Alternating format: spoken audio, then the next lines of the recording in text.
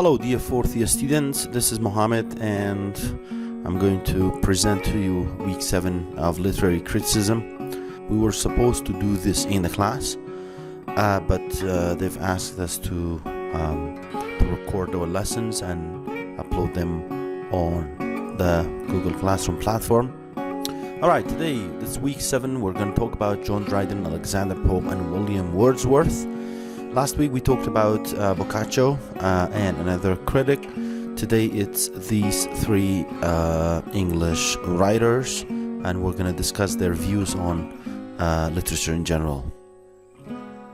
So to begin with, John Dryden. He was born in 1631 and he died in 1700. He was a poet laureate, dramatist and a critic.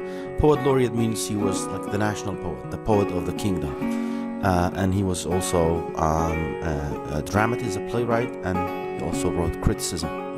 He embodies the spirit of the neoclassical period. There was a period in English literature called neoclassical, means new classicism basically, and he was the pioneer of that movement. He wrote an essay called An Essay of Dramatic Poesy in 1668, and in that essay he has outlined his views on literature in general, mostly on how literature should be written, the language, and etc. that we're going to talk about. So Dryden's concerns center on the following topics. First of all, the language. The language or diction of a play, in Dryden's perspective, should be proper. And by proper, this could mean a lot, but there was a lot of emphasis in that period, in the neoclassical period, on how high style, very elevated language and proper speech should be used in the language of plays. The second concern for Dryden was the issue of decorum. Decorum basically comes from the word decoration, or how the different parts of a play are in harmony.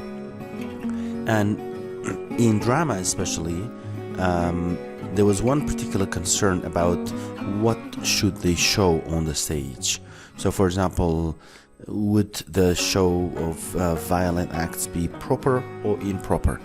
For John Dryden, violent acts on the stage would be improper. And then finally, John Dryden wrote on rhymed versus blank verse. Rhymed verse means verse or writing that has rhyme, and blank verse is the opposite, where unrhymed writing in drama. John Dryden believed that that plays should be written in rhymed verse. However, later in his life he recanted this position, means he no longer had this belief, and he himself actually wrote many of his tragedies in blank verse. So in the beginning he thought that he thought that drama should be written in rhyme, but then he changed his mind and he wrote himself in blank verse. That was John Dryden, very briefly. We're going to move to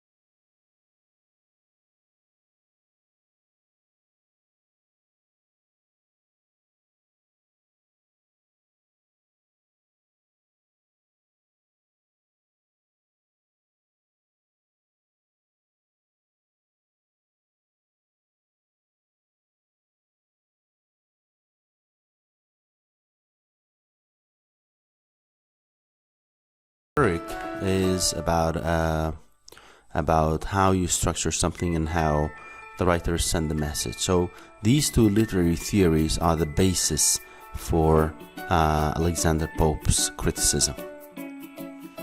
Moving ahead to William Wordsworth, we're making a big jump to in terms of thought and worldview. We're moving towards Romanticism. William Wordsworth, you might remember, was a Romantic poet, and we studied one of his poems last year, if you remember. Alright, he was born in 1770 and he died in 1850. So in 1798, William Wordsworth and Samuel Taylor Coleridge, both two Romantic poets, they published a collection of poems called Lyrical Ballads. That collection signaled the beginning of British Romanticism. William Wordsworth expressed his views on poetry in the preface to the second edition of the Lyrical Ballads. So in that preface, it was an explanatory preface, and it was an introduction to his collection, and also it contained his ideas on poetry. So William Wordsworth's purpose, he says, was to choose events and situations in common life, from common life, and describe them in language really used by common people. Alright, so two important ideas. First, the subject matter of poetry. Where should you get that subject matter? What kind of topics should you choose? Where should they be from? From which classes of the society should they be? For William Wordsworth, these should be the events and situations from common life, from the lives of everyday people, the lives of common people. And also, the function, the purpose of the poet is to describe these events in language really used by the common people. So, two very important ideas here. Wordsworth also defines poetry in his collection, in the preface to that collection, and he defines it as the spontaneous overflow of powerful feelings.